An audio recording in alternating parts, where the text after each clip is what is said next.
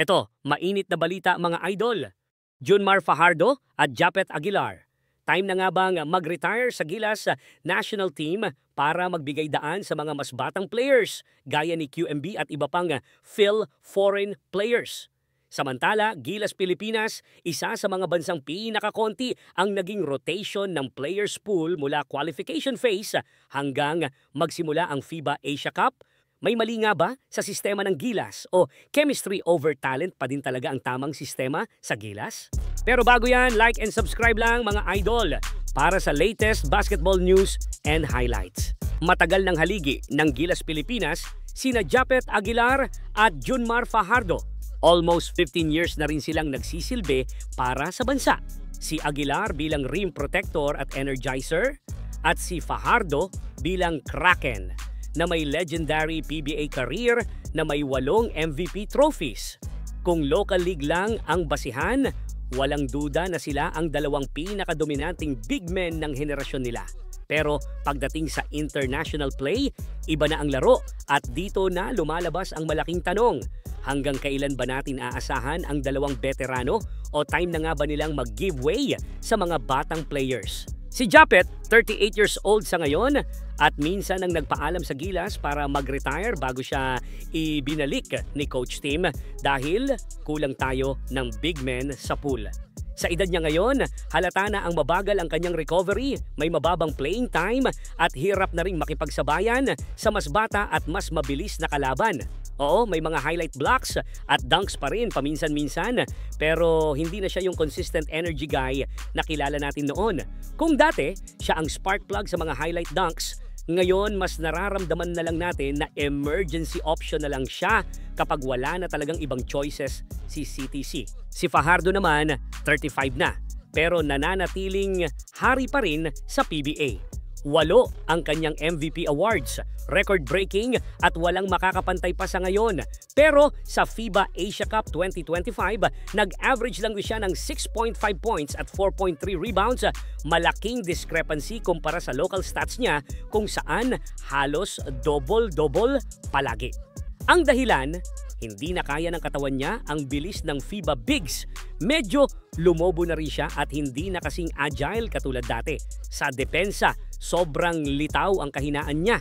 Nalilimitahan siya sa paint at hirap mag-switch kapag pick and roll ang kalaban. Dito lumalabas na kahit gaano ka-dominant sa PBA, iba talaga ang pace at demands ng international basketball. Pero paano kung papasok na si QMB sa Gilas? Sino ang tatanggalin ni Coach Tim? Ngayong approved na si QMB as local sa Gilas, kailangang mamili ni CTC kung sino sa dalawang veterano ang bibitawan niya. Japet will be 40 years old kapag nag-start ang World Cup 2027.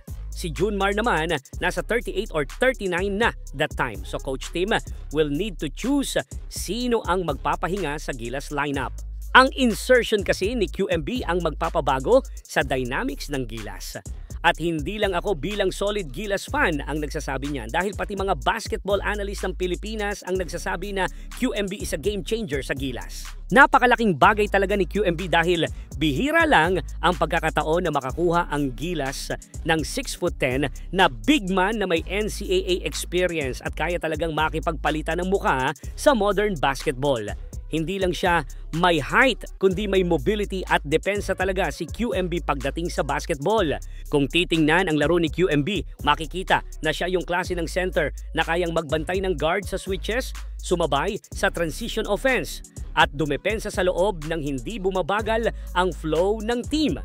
Malayong malayo na sa laro ni Japet at Junmar dahil siguro sa tumatanda na rin kasi sila.